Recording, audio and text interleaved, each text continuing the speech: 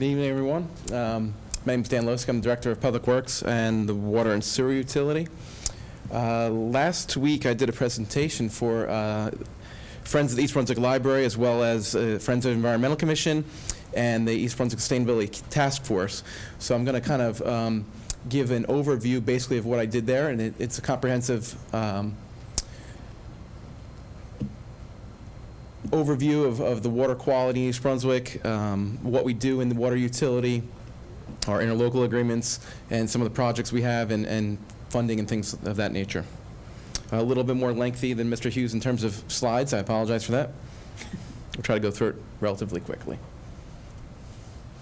So we were responsible to provide safe drinking water to the community that meets the quality or exceeds the standards set by the EPA and the Department of Environmental Protection in New Jersey.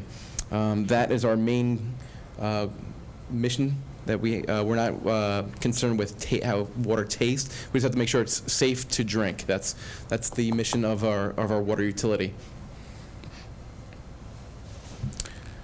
So how do water systems work? Generally broken down to 3 different components: where the water comes from, how the water is treated, and then how the water is stored and then delivered to either a home or a business. Over the past few days, I came across some ordinances that were pretty old about the source of our water. Originally, the water from our township was brought to us by the Borough of South River, and you see that was from 1928. So originally, we got water from Borough of South River. Then in 1931, an ordinance was passed to enter into an agreement with the city of Perth Amboy to get water from an area known as the Runyon watershed, which is down near the historic section in Sayreville and Old Bridge. I'll go through these a little quickly here. So this is a map I found, too, of the oldest representation of our water system. This is from 1935. As part of some requirements later, I'll point out in the presentation, we are tasked with providing all the ages of all of our water mains in town and providing that information to DEP, and as I'll go over a little later, in our Water Accountability Act. So you can see we're, let's see, I can get the pointer here, down this area here, if we can, I don't know if we can, it's not a laser pointer on here, sorry. Down this area here was the Runyon watershed near the historic section. Water is fed through the historic section here, President Street's here, up Old Bridge Turnpike, all the way out to Milltown and Milltown Road, and then up to West Prospect Street. So that was the extent of the water system back in '35. So water regulations and water rates are nothing new. They were adopted by ordinance in 1934, so it's a little older than I may have expected at that point. In 1950, we changed our water source to a groundwater source across the street here, pretty much over on the corner of Ruse Lane and New Brunswick Avenue, where we had our own filter station on Ruse Lane and groundwater wells. So we were a groundwater system at that point.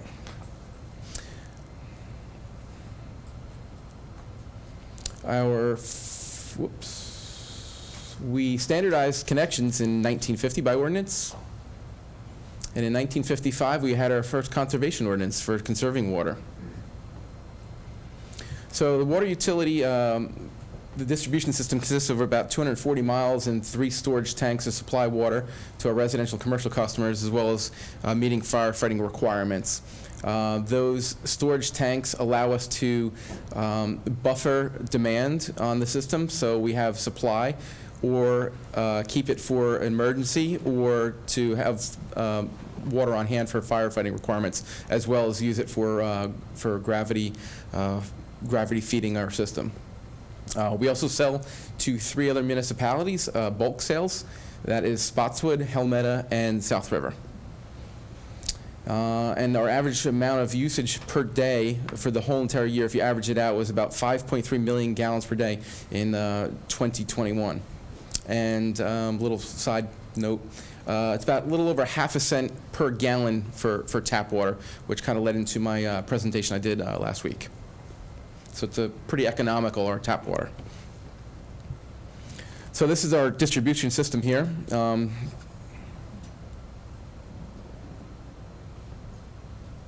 Showing.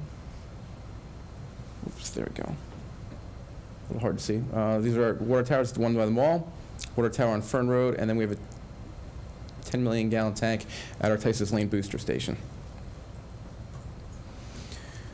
So our interconnections. So we sell to the 3 municipalities. You see Helmetta Water on top. We provide water for the entire borough of Helmetta. We used to supply to Kimberly-Clark Corporation. They are kind of out of business at this point, so we no longer sell to them. We do have 2 interconnections with the borough of Spotswood. Those could be used for emergency, but also we use those for bulk sales. Spotswood has a groundwater source, which they could supply water to us if need be in an emergency. South River, same thing. We have 2 interconnects with them. They are a groundwater source as well, and they can provide water to us in an emergency. We currently have the New Brunswick interconnect on Riders Lane in Clifton, which is near Cook College, which was one of our supplemental supplies back in the late 1950s. We are working on an additional interconnect at Burnett Street, which is by Tower Center, currently in conjunction with the county on the new bridge that they're constructing there, in order to give us a 12-inch line there for emergency use. So in situations like we had in July 3rd of 2014, we can have a plentiful supply of water when we had the large water break on Riders Lane there, and we wouldn't have to worry about having a supply, and would help meet our demands at those times. We also have an interconnect with Milltown near the Grove on Milltown Road there, as well as South Brunswick on Cranberry Road. And we also supply, we have wheeling supply to Middlesex Water, who treats our water. We also sell water back to them because we are the only water main underneath the Raritan River. So they give us water treated, and then we give water back to them at a mere profit. So the Drinking Water Act of '74 made standards for contaminants and health-based decisions on what those contaminants could be limited to. They have maximum contaminant limits, is what MCL stands for.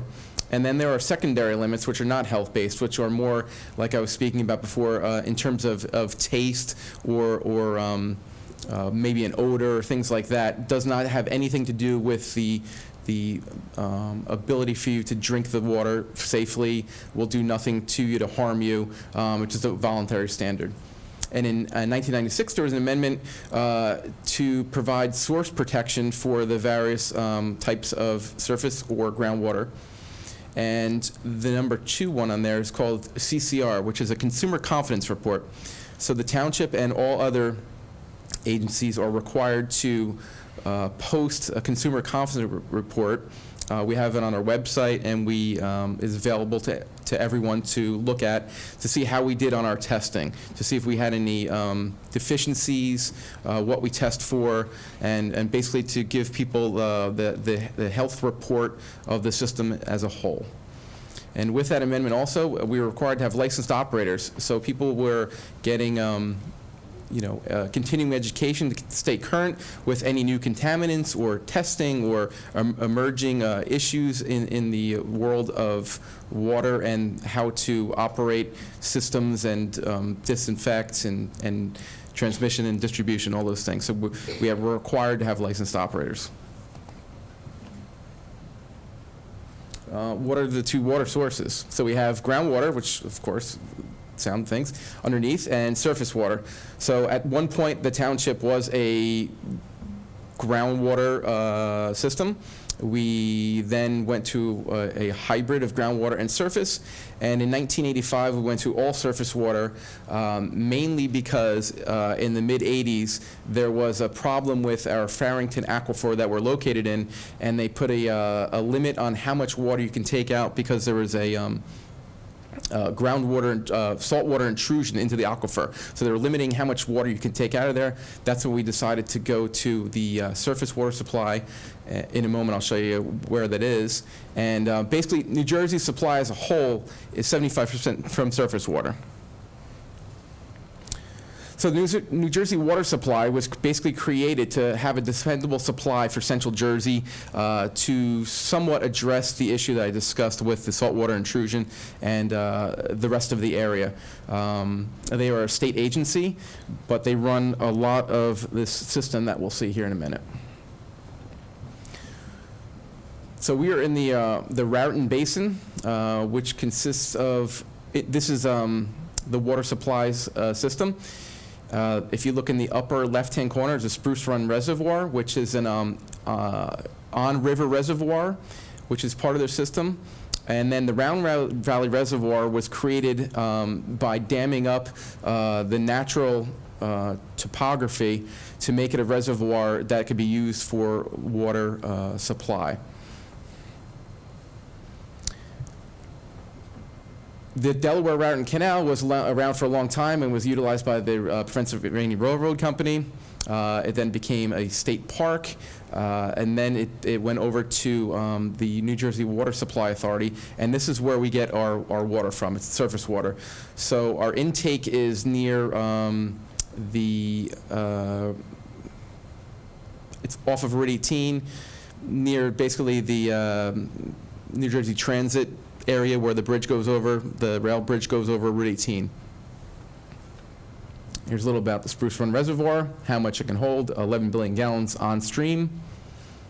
And this is the Round Valley Reservoir, which is a pretty nice place, which is also used for recreation too. People can use it for boating, non-motorized, similar to the Farrington Lake. Triathlon in there. Sweet. So, like I spoke about the intake. So after it gets, we have the intake pipe. Where does our water go to? It goes to the Carl J. Olson Water Treatment Plant. And the picture you see there is a $55 million investment that Middlesex Water Company made in order to create an ozone disinfection system, which we'll see here. So our water comes in from the canal. The raw water is pumped up to the station, and all the whole system is gravity fed, so they don't use any power, which makes it more economical. We have, let's see if we can.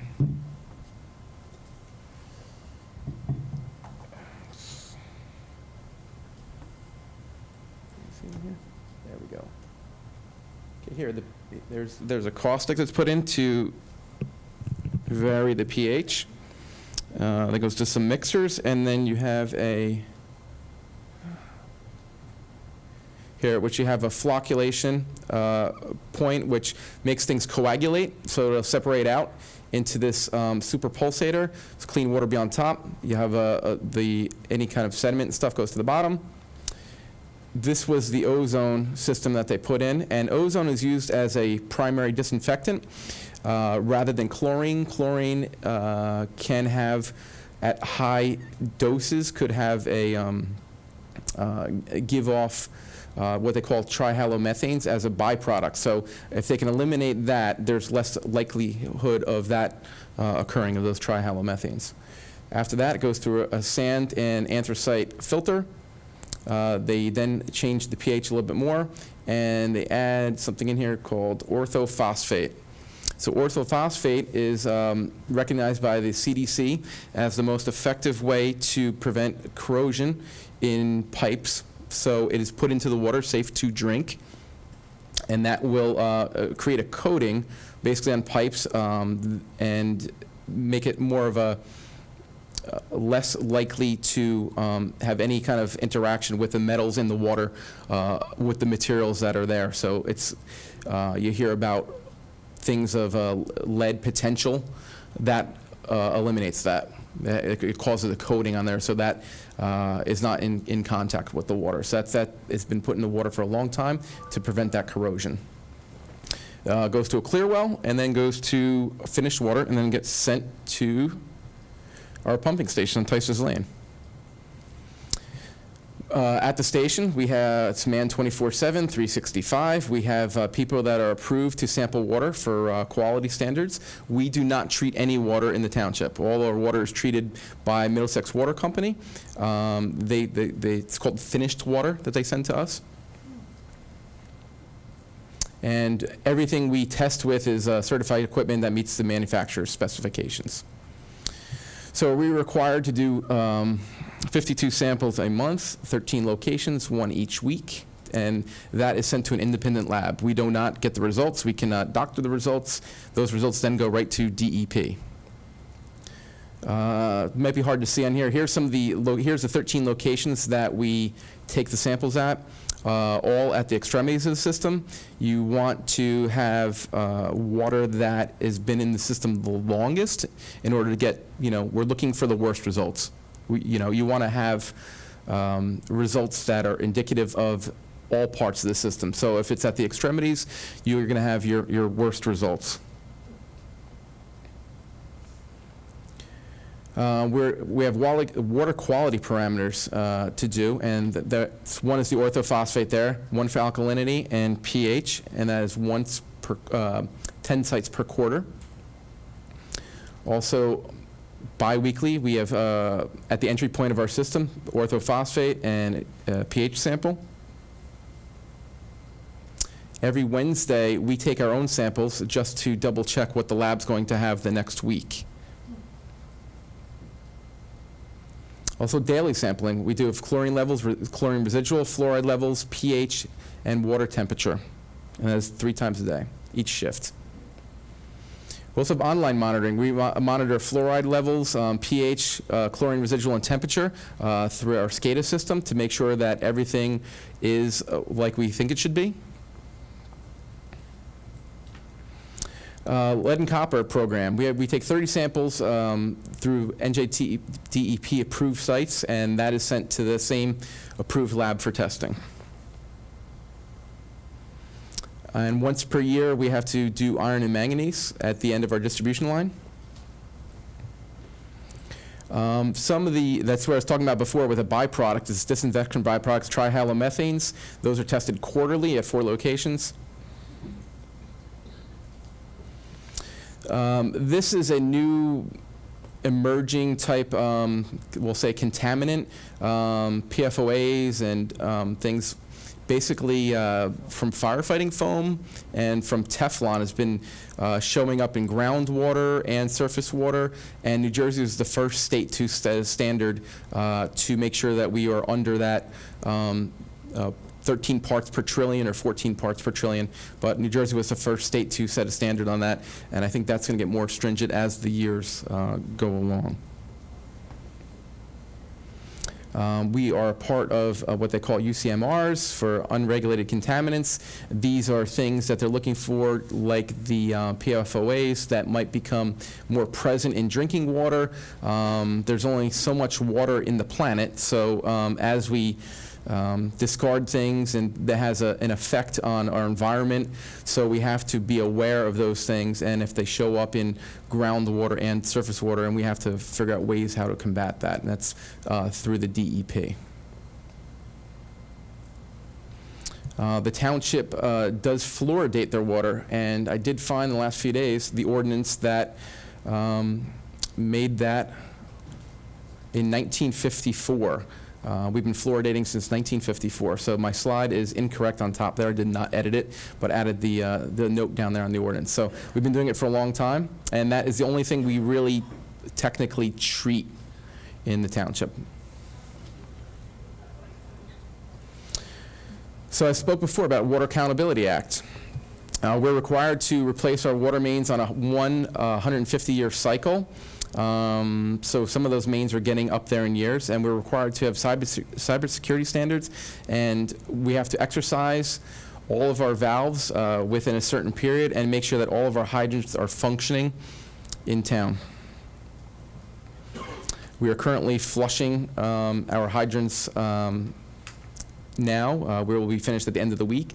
And the main purpose for flushing hydrants is to test them to make sure that they'll meet the firefighting demands. Also to remove sediment or mineral buildup that may be in the mains to make sure our water quality remains high.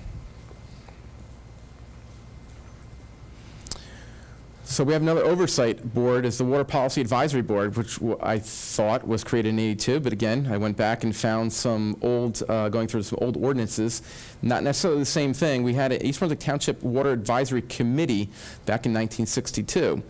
Now, the '82 version was basically a policy board when we were deciding of which water source to use when we had the issue with the saltwater intrusion, whether we should stay with the groundwater, try to find a surface water.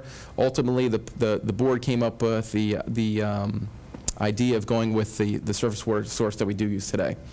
The board meets every other month. We review lab reports, customer complaints, and discuss projects. Last week we did a survey as part of the presentation I did, and this was related to single-use water bottles, and one of the issues people had mentioned that maybe they don't feel comfortable using tap water. So we wanted to ensure that our drinking water from the tap is quality water and safe to drink. Most of the people in the survey, 45%, majority, use tap water.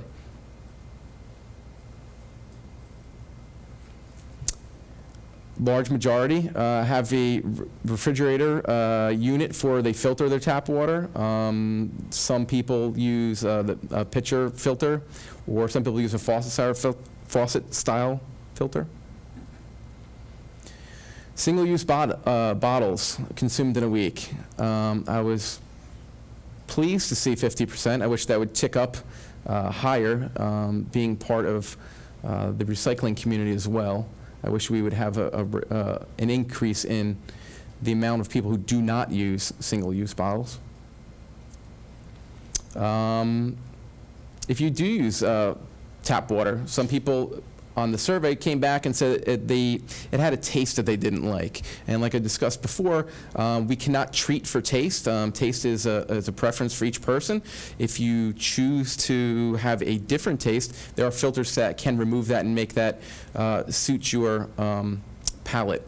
And taste does vary upon the source. So if you have a groundwater source as opposed to a surface water source, surface water sometimes can pick up different organics, groundwater can pick up different minerals. But if you are interested in having a filter, you can go to NSF, which is an independent organization, and you can look up what you would like to remove from your water, and they will give you some guidelines on the type of filter that might work best for you based upon what you're looking for in terms of your water and your taste. This is a picture that was sent to us a couple of years ago from the recycling end of things, which I would like to eliminate. So what did we do as a township? We have bottle fillers in all of our, or most of our locations, and so far the township has saved 156,000 bottles. So we've reduced a lot. We keep our employees hydrated, especially the ones that are working out in the warm conditions in the summer of trying to maintain our roadways. We don't need them to be dehydrated. But this is what our steps were for trying to combat the single-use bottles. We can ensure that our employees don't purchase those and are trying to take advantage of this ourselves. And that's it. That's my presentation. Sorry it was a little long. Yeah, that's all right. Very informative. Any questions? Any questions from anybody up here? Any council questions? We'll go to Vice President McElroy. Mr. Losik, once again, thank you for the complete and comprehensive report, because it really gives a clear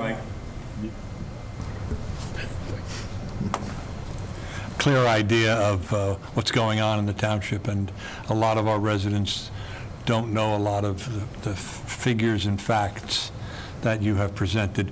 However, would you just briefly review for the council as well as the residents, because I've tried to do my best, about the new water meters that are going in everyone's home?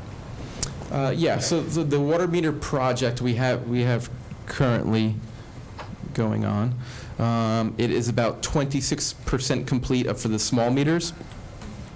And the genesis of it was to go to an AMI system, which would be an automated metering information. So we could gather the results better. We don't need meter readers. We can poll it. Perhaps in the future, maybe we can do a monthly billing rather than a quarterly billing, in which case, hypothetically, if you had a leaky toilet and your cycle was 90 days long, the leaky toilet happened on day 2, you would know probably for another 88 days that you had a leaky toilet. With this system, when we have software implemented with it, it would be similar to the old cell phone systems where you're almost out of minutes. You can check your water usage. You can see how you're doing and on your usage. If it's abnormal, you can identify those things a lot quicker. Also, it would allow us to kind of get the information without the use of meter readers. So I said 22% from the dais at our last meeting. And when do you expect to be completed with that project? Well, it's a little slow going right now. We wish it would be, I was hoping like 18 months in totality. So we've been about 6 months now, only 27%, so we'll need an uptick. And, you know, I like to use the term Goldilocks pricing. We're not looking to get any more money from the meters. We want not too much, not too little, just right. That's our goal. There's no intention on the meter end to recoup our costs, basically what we And pay this for is a water. residential program. However, will this be a program that will extend to businesses in town? Well, yes, all ratepayers. Yes, we all ratepayers. So on the larger side, which is like the 2 to 3 inch, we're about at like 17% of that. So a little slower that. Thank you. Mhm. Thank you, Council President. Thanks. Mr. Mayor, you had comments? Again, just wanted to thank you for that in-depth presentation, and I think residents should also know that on top of being the director for the water utility, you are the director of the sewer utility and the director of the Department of Public Works. So it's a monumental task, and I think, as we can all see, somebody who's clearly up to date on all of those things. But I think Dan deserves a great round of applause, so thank you. Thank you, Mr. Mayor. Thanks for the information, and thank you for what you do. Thank you, everybody.